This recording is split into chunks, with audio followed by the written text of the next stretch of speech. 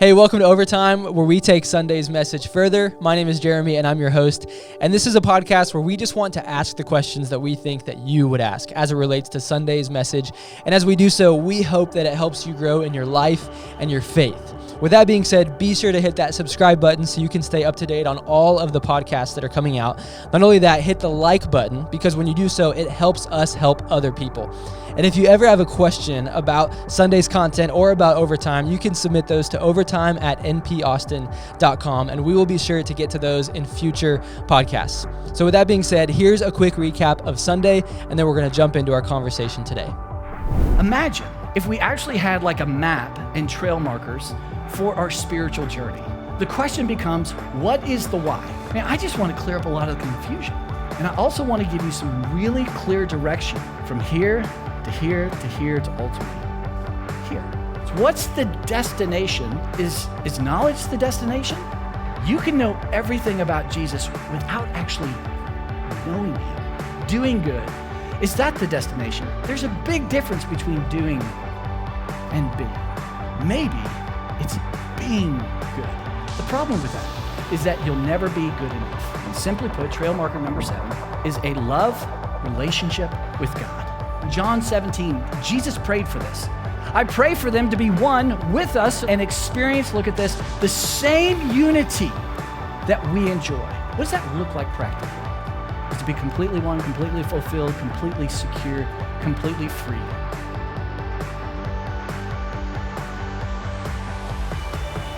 All right, welcome everybody to another episode of Overtime. It is 2:54 and OU still sucks, which I don't know what that means about Texas. Or maybe not. Maybe OU's like ranked 4th. They're much better I don't than we know. What are they ranked? Yeah, higher than they should be. Yeah. They're the most overrated, undefeated well, that team freshman of all time. quarterback. Good Lord. Yeah, I think That they're cat. 4th or 5th or something like that. Yeah. Did you hear? If I heard this right, the commentary was saying that he's getting in the Heisman conversation. I don't know how that's possible. Yeah, it starts like week 5 or 6. Exactly. But they said, his stats are so amazing and he's doing so well. They're like, maybe. I think they had put up a 0 spot on Kansas through halftime last week. I know. Week before. I know. I'm just telling you.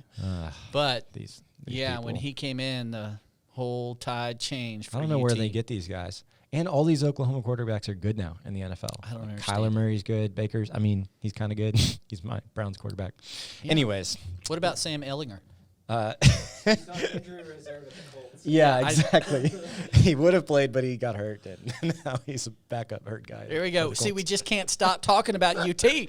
Can't do it. Anyways, we are in part 1 of a brand new series. We are, and I am your guest host once again because Jeremy is still out. I don't know. I guess having children, These babies. it takes up a lot of time, and you have to be available. Did for you them say and all this. grandchildren or children? No, these children. These children. Okay. These something like that. Yeah, grandchildren's It's not his grandchild. No.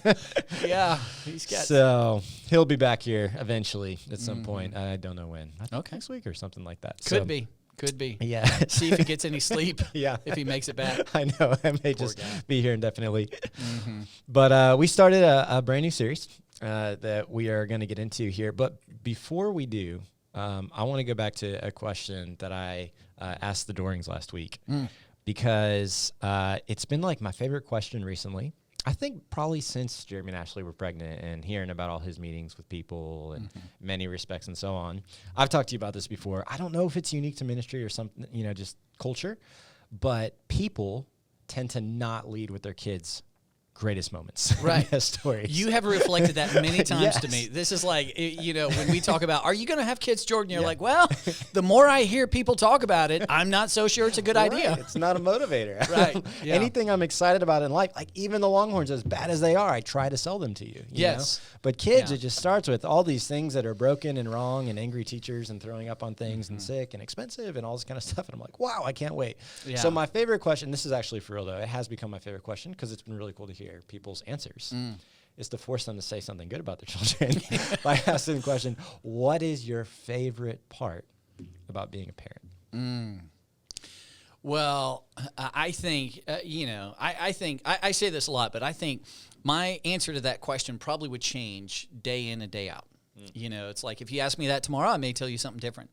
But today, the thing that hits my mind the very most is they're the most rewarding and calming thing that I can experience, I think, in this, one of the most calming things in this life. And I say that because, just the other day, I'm sitting there driving with Jonathan. I'm driving, he's riding. And just in case you were wondering, like, although sometimes when I'm on my phone, he grabs the wheel and he's like, Dad, I got it. And I'm like, go for it, son. Teaching him to drive from the passenger seat. This is your 13-year-old son. Yes, he's now 13. Yeah. Okay, but good. I looked at him, and I just, this is one of those experiential things. You cannot quantify it unless you're in it. And I just looked at him and I went, that is my son. Like, look at his nose, look at his features, look at his hair, look at who he is, his little face. And I'm like, oh my gosh, he's so rewarding in himself. Just his appearance, just his look, just who he is, just being a dad. There's nothing I can quite describe as rewarding as that. And I'm just telling you, for me, and I've shared this with you, and you call me weird, which is fine. But I breathe my children. And hard days, difficult moments in life, I will hug them and pull them tight to my chest, and I will I'll breathe in, I'll have, Michael's head or Timbo's head. Well, Timbo's way up here now, but and I'll breathe them. Or when I tuck them in at night and they're sleeping, and I'm all unsettled on the in here. Yeah. One of the most settling and peaceful moments is to go, everything can be wrong in the world, but this is right. Yeah. And they're so right. They're so just, oof. And it brings such meaning and purpose, and it brings such peace. And it's one of the most exciting things. Last night, Michael's football game, he looked up, and just that moment, him looking up, he was smiling. He just intercepted. Yeah. It was the last play of the game, and, his head got jammed into the ground, and I was so nervous. I was like, I think he got a concussion, but he was good. I think he was looking at me smiling, and it just was a moment. It captured in time, and it just spoke such volume of meaning to me. Yeah. And I was like, that's my son. Yeah. You can't quantify it. I don't know, to be fair, if I've said the breathing in is weird or just the way you speak of it publicly. The way I describe it. I was like, I probably tell you, I breathe my children. Yeah. I sniff like, them. what? And you're like, you sniff kids? And I'm like, no, I sniff my kids. But, it's that's what I mean. It's just it is the peace in the midst of the storm. Yeah. It is, they just do something for me that's so great. Yeah. And so I love them. Well, I'm not going to pretend to know exactly what that is like. Yeah. Although Mowgli has been doing this thing recently where he now sleeps in between Em and I. Yeah. Gently. He used to not do that because you have to jump down and get all. But as he's grown older, he's more calm, and he'll fall asleep with his arm around me, and I'm breathing him in at that point. He's just in my face. So maybe that's those times in life where you get older, 10 years, 20 years, and you hear yourself say things when you were young. Maybe you look back on a podcast and you're like, how could I have said that? That was crazy. This could be one of those moments for you. Well, I feel like I have to always clarify for people that I'm joking too. I get nervous in our culture because pets are treated that way. Oh, sure. Yeah. That people think I'm being serious. Yeah. Afterwards, I'm like, the sarcasm wasn't obvious enough. They're really going to think that I see Mowgli as my son, and that it is the same as you spending time with your children. Absolutely. Anyways, we should move on. Okay. Thank you for answering that question. You're welcome. It is a fascinating question. But we've started this brand new series. You Are Here. Mm-hmm. That's the right title, correct? That's it. You Are Here. And the premise of it is we're trying to give a roadmap of what your spiritual journey or your relationship with Christ might look like. And starting with the end goal, say where are we even going? What's the destination? And then what does it look like to take this path or this journey to get there? Yeah. And part of the reason we've been so excited about this one, we read a book as a leadership team years ago that was transformative for us.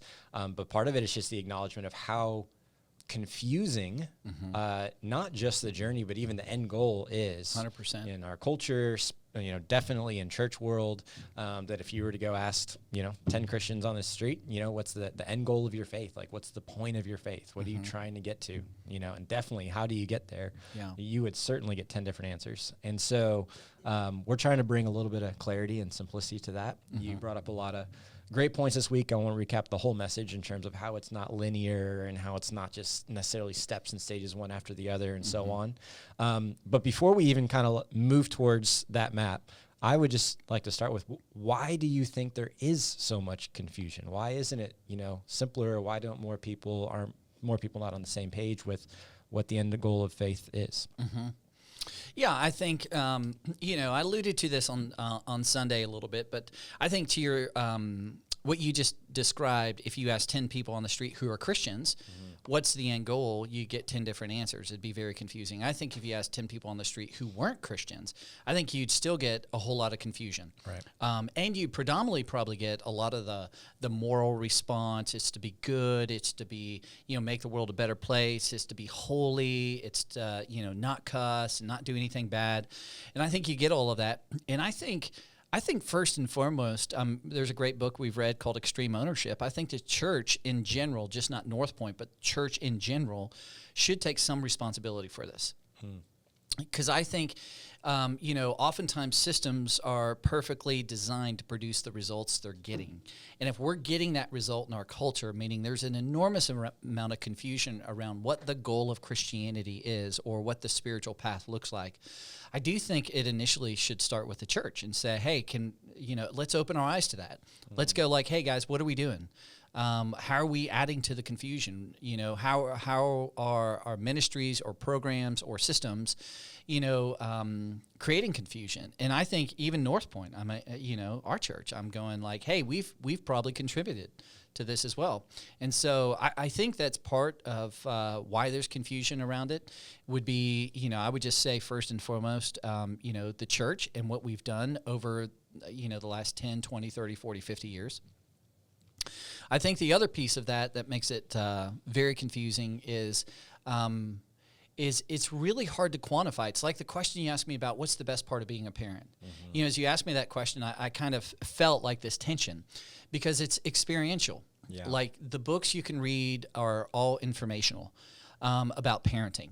And here's what you're going to experience, and here's a breathing technique at birth, and here's kind of the pain of what birth is going to feel like, and here's as a father when you first see your son or daughter, here's some of the emotions you may experience, and this may be like this experience when you. But all of that's so informational. But it's when you birth a child, which I've never done, but Right. From Jill's perspective, I'm going like, whoa, Yeah. Now she speaks from an experiential perspective. Or if you, as a father, seeing 5 sons born, that are the flesh of my flesh and bone of my bone, like that's my sons.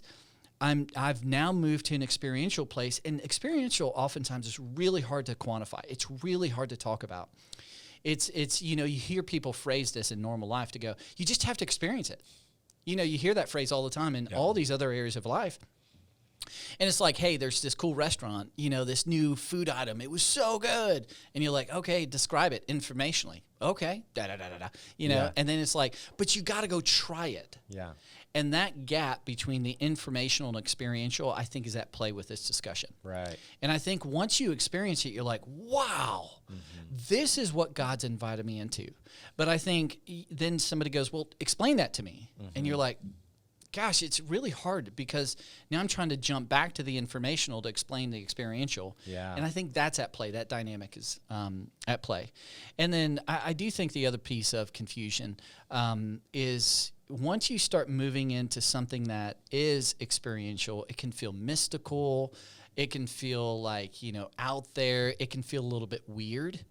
And, as people try to explain it, and that weirdness can be a turnoff. Yeah. Right away, like somebody hears you're describing, hey, I was listening for God this morning.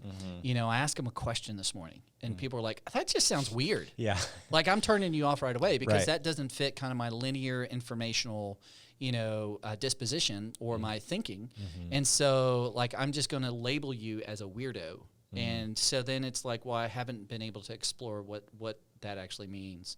Yeah. So I think, there's a lot of things at play that create a lot of confusion. Yeah. Wow. No, I love that gap between informational and experiential. Like, that's really interesting to think about. Even, with the disciples, like the invitation to come follow me, it was like an invitation into an experience, and it was combined with information, but it wasn't like just listen to me. It was be with me, literally in my presence, and, come on this experience with me, and a whole different way to be introduced to faith than, so often we are today in our culture, our part of the world, even, if you will. Well, even from that example, I think, like next time, if you're watching or listening and you read the Bible, and specifically the New Testament about Jesus, like watch how many times they just said, come and see, come and see, come and see, come and see. They were like, well, explain, like, how is he the Son of God? I don't know. I'm just saying, like, if you watched him walk on water like I did, I can't explain that. Yeah. You just got to go go experience him. And when you experience him, it may open a new category in your mind to go, I need more information because of the experience I just had.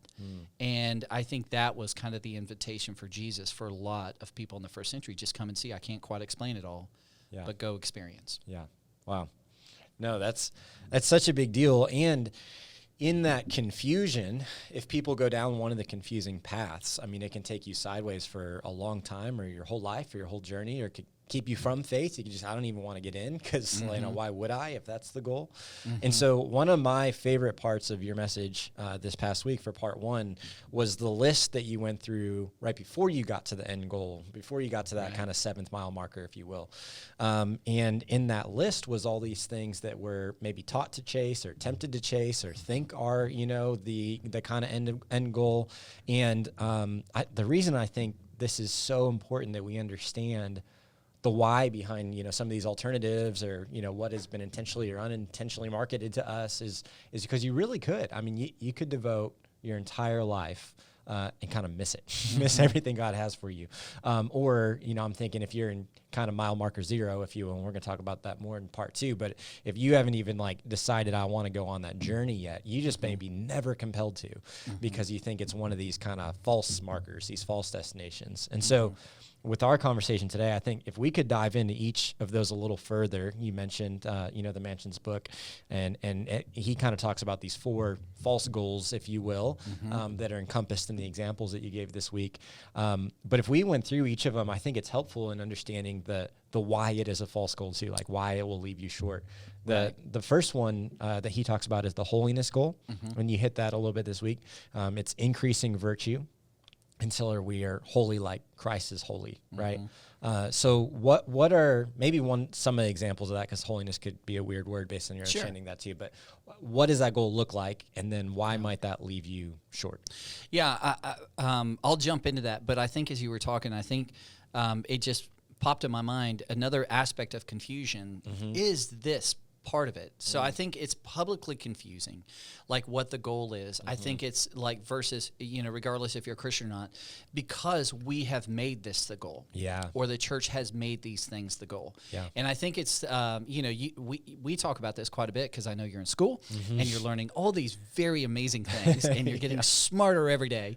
But like the whole deconstruction process. Yeah. So you take this big concept, you deconstruct it, and you have to put it back together, because the danger of not putting it back together is you build camps on these deconstructed piece of it.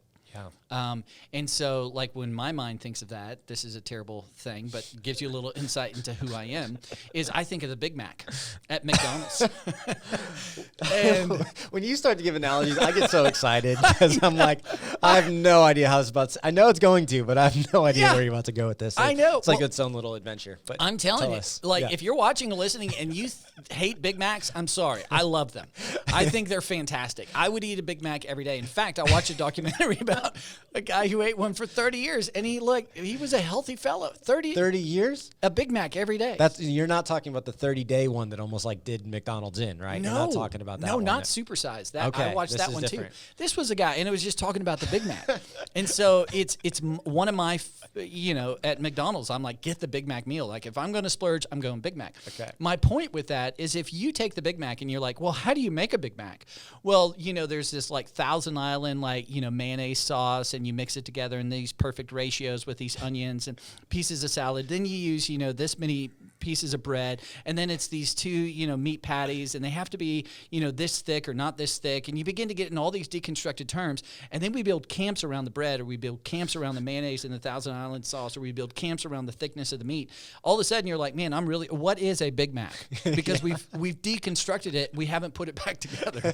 So I get that. I think I follow it. Okay. I just promise nobody listening was like, yeah, that's right. I'm glad he brought that up. Yep, it's a Big Mac. Finally, somebody said it. I know. So right but now, I followed. That was good. I'm very hungry for a Big Mac right now, by the way.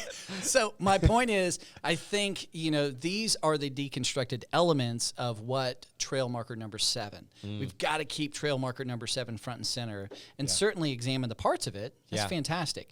But I think these are the parts of as we talk about this, these are parts of how you get to trail marker number 7. Yeah. So these are not bad things. Yeah. These are important elements of how we actually get there. They're along the trail. Yeah. They're like, hey, we're going to go through this. That's helpful. You need them in there. Don't throw them out. That's Right. not the point of what we're saying either. But So that's great. these are not bad. They're just part of what makes what God's invited us into. So I think the holiness thing, in practical terms, that would be like, hey, watch your character. Holiness would be, hey, make sure you become more like Christ. Make sure you love people, love your enemies, pray for your enemies. It's watch every word that comes out of your mouth. Your selfishness versus being selfless. Like, man, I'm going to be, I'm not going to be selfish.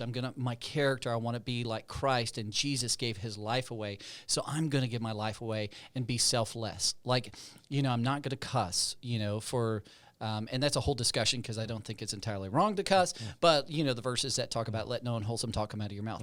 All of those things that you may think in your mind to go, okay, what does holiness look like? It's like take a snapshot of Jesus, his conduct, his character, his choices, his words. Now, I want to overlay that on my life. Yeah. And so now I'm going to pursue that. And the goal is, if I can become holy, then somehow I'm going to enter into what ultimately I was invited into. Yes. Yeah. And why does that fall short? Or why then is that the gap, the flip side? Well, I think, this is one of those experiential things. If you've pursued that, like, I'm like, go for it. Yeah. It's like, go for the whole, how holy can you get? Mm-hmm. And I think it's like, the Apostle Paul said, man, that guy is far holier than me. Maybe not holier than you, but holier than me.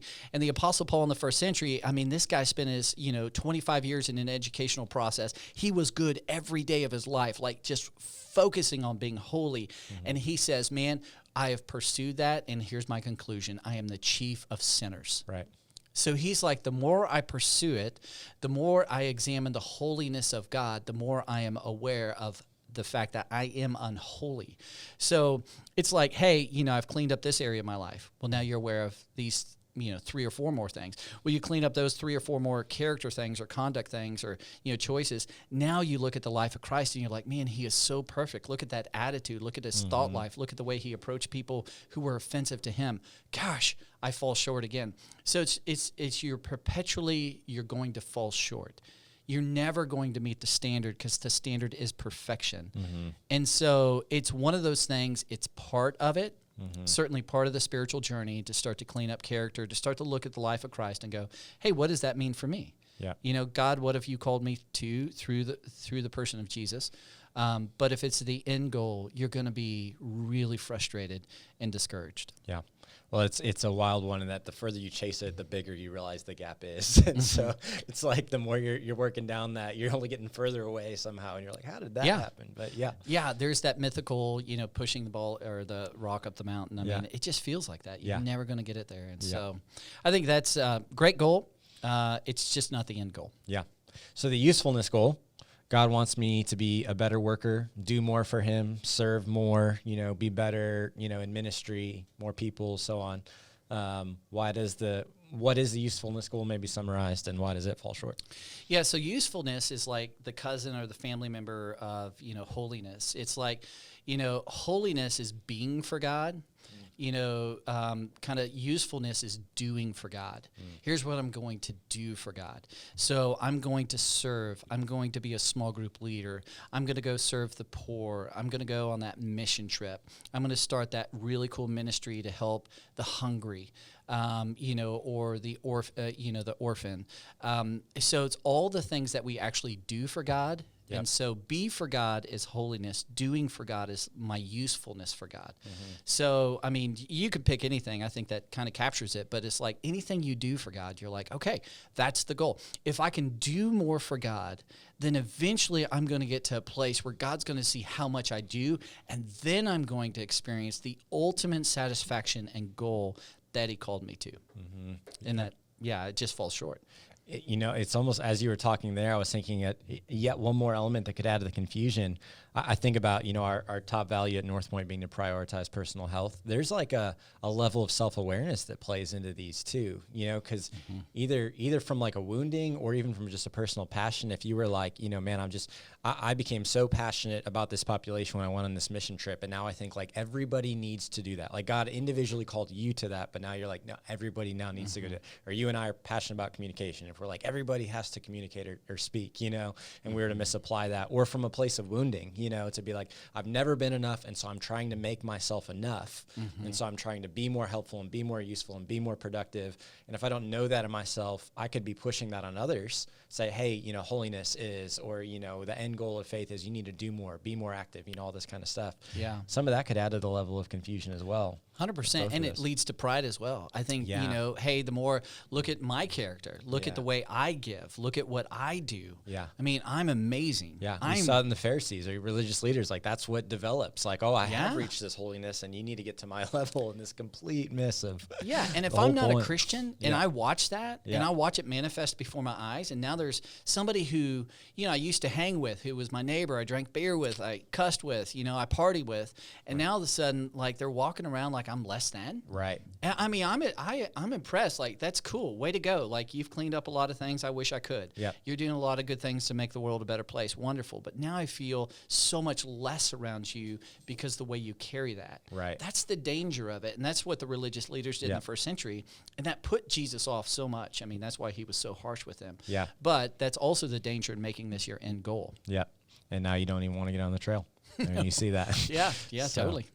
So the wholeness goal, this one seems even more maybe a little culturally relevant right now. Like this is something that's kind of up and coming, but it's this idea of wellness and balance, or mind, body, spirit. Like maybe if I had enough faith, I would just experience peace or zen or calm. And that's really like the end goal is I've experienced that. So how would you kind of describe that maybe? This one is one that didn't get much airtime on Sunday, but how would you describe that and kind of the gap in that one being our goal? Yeah, I think that one is like, hey, I'm like you were just saying, I found Zen, I found perfect peace, I found like perfect harmony, I found perfect balance. It's all just harmonious, and I'm in that space. That's wonderful. But then life happens, Right. and you can't avoid it. Yeah. And so if that's the goal, you're like, you get to the mountain, you're knocked off. You get to the mountain, you're knocked off. You get to the mountain, you're knocked off. And life will not stop. It is relentless. And the more life you live, the more you realize what I'm saying. You're like, you're never going to find that balance. You know, the phone call's coming, the email's coming, the text is coming. And I don't want it to come. So I'm not like, a fan of these coming for you or for me or for us.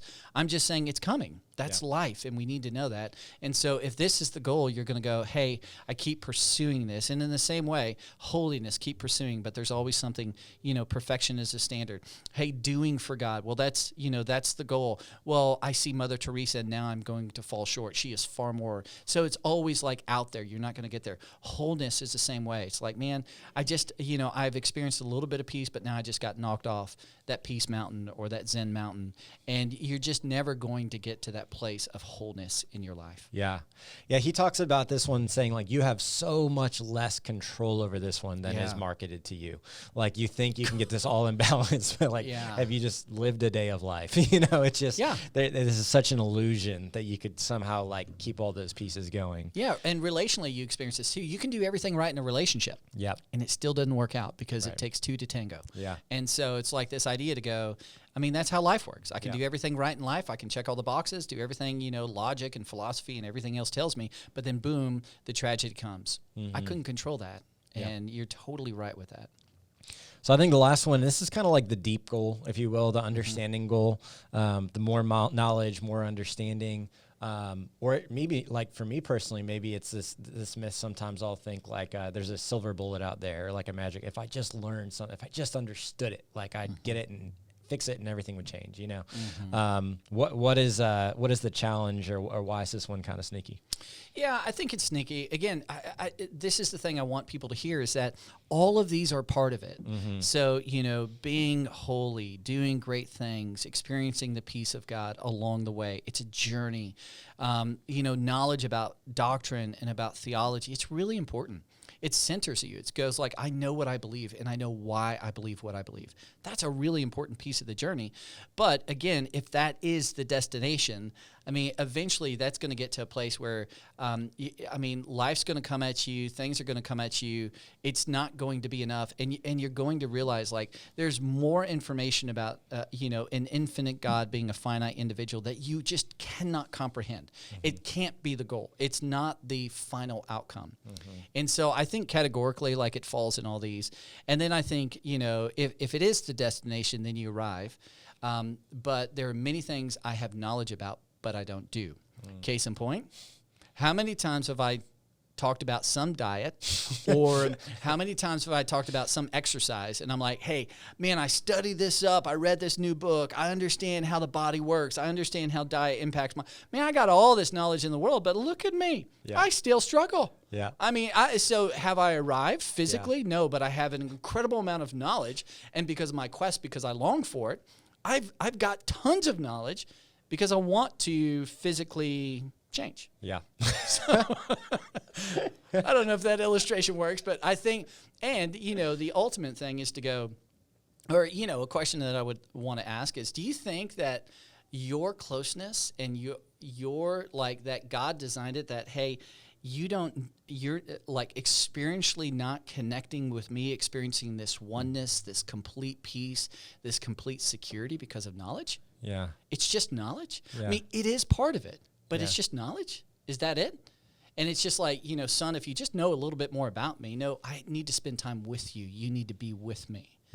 And I think relationally we understand that. You can have all the textbooks about parenting or about, you know, being a good son or being a good daughter, but information's part of it. Yeah. But you got to go experience it. And that's where, again, it just, that informational piece falls short of the experiential piece. Yeah. And that's a big transition in the spiritual journey. And that's what churches, I think, in my opinion, and even Northpoint, we're set up very informationally driven. That only takes you so far. But then you must begin to switch it to the experiential side. And once that switch starts to happen experientially, once you get married, once you have a son, once you climb a cliff without ropes, like that guy, you know, the documentary's about. Alex Otto. Once you do that, he begins to speak differently about climbing cliffs without ropes. You know, he experienced it, and that's the piece that must switch to continue the journey to get to trail marker number 7. Yeah, it's this journey to be.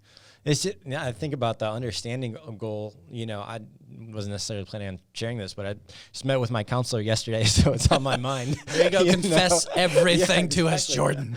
And I was just talking to him. I'm like, man, I'm in this place right now where I'm, you know, I feel like I could, you know, write a book on identity. Like, I know that my identity is not what I do. I know it's not in my performance. I know it's not in this striving and ambition and what I achieve.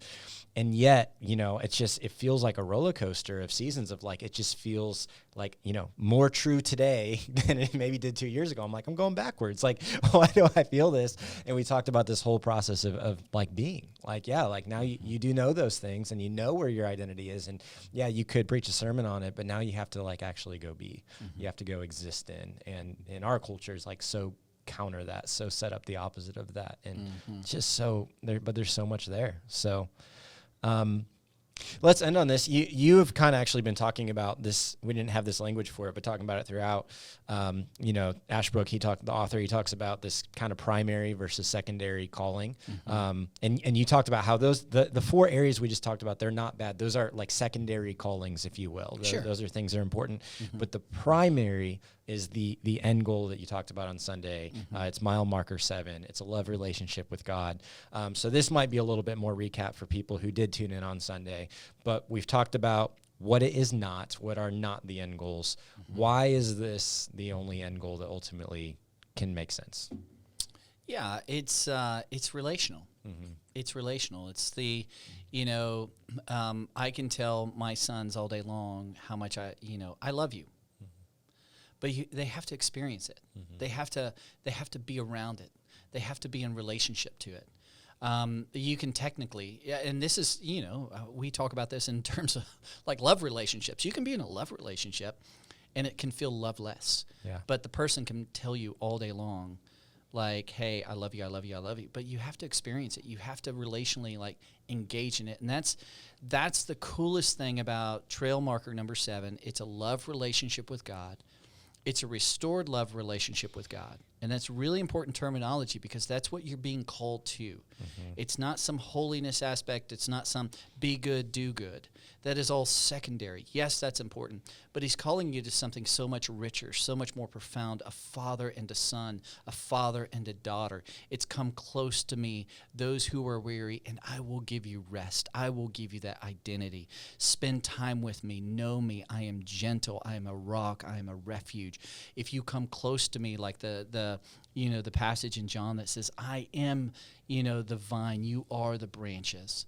Like, you will be nourished, you will be fed, you will feel security, but you got to come close to me, stay connected to me relationally.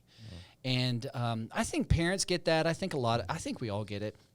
I think relationally, if you disconnect, you begin to believe things that aren't true. You begin to pursue things that, are kind of, are important, but they're kind of dead ends, if you will. And ultimately, the best place to be is in that close, intimate oneness relationship. And it's like a father, and I just relate it to sons. It's like as I pull my sons close, the closer they can get to my heart, the closer they can feel what I feel about them, they'll be good. They'll know who they are. Yeah. They can make it through the storms of life, not because they have to fake it or try to outsmart it, because they've been with their father. Yeah. And so that's the same kind of outcome that God has invited us into. And so I think, and through that, I'm connected to the vine, I am the branch. Now holiness makes sense. Now doing makes sense. Now wholeness makes sense. Now I want to learn more about him because I've experienced his love. I've experienced his care. I've related to him. I've hung out with my father. And so that's primary, and then everything else kind of follows suit. And this is where it's so cool. And this is what I so want for people. I want, one of the things, it gives you clarity. What to say yes and what to say no to, what to pursue and not pursue. It's like that passage that says, don't conform any longer to the pattern of this world, but be transformed by the renewing of your mind, because you've been with your Father. Then you will be able to test and approve what God's will is, his good, pleasing, and perfect will. So what is true? What is right? What should I do? What should I not do? Who should I date? All of that is going to be secondary because the primary's been with the Father. Yeah. And that's the goal. Yeah. Well, and I think that's kind of our hope for people in the series a little bit, is that there is this almost switch of mindset, because the question I asked you is a little bit of almost like a trick question of like, why is it set? Well, it's what makes it a trick question is it's not a means to an end. It is the end. Like, it's not, I'm going to use that, love relationship with God so I can get what I want elsewhere. It's like, no, that is the end. Right. And I think that's why there's so many, kid analogies or, marriage analogies that we're using, because it's the clearest for us that we can picture. Like, you don't win marriage. You don't win, the relationship. The goal is to stay in relationship and for it to get deeper and more intimate and more connective and more one and unified. Absolutely. And, you've spent much more time with your kids than you did read a book about your kids. Right. You may read a book because you want to improve the relationship, but it's because, like, man, I want to be in relationship with them. And so that's what we're trying to point people to throughout this series, and I think you did a great job, articulating that this weekend. Even on that, and I'll end with this because we could talk forever on this, but even on this whole, this idea of what to pray for. I had a conversation yesterday with somebody who was like, my husband's really frustrated. Because he keeps asking God for this thing and God's not giving it to him. And I was like, okay, well, I get it. That's all part of the journey. Yeah. But this is where the scriptures say you don't have because you don't ask, or you don't have because you ask with selfish motives. And the idea of prayer is so much more of the idea about God's will shaping your will. Like, the more time I spend in prayer with him, I understand him. at a much more loving and relational level. Therefore, my very prayer, the things I pray for, are as a result of the relationship I've been in with him.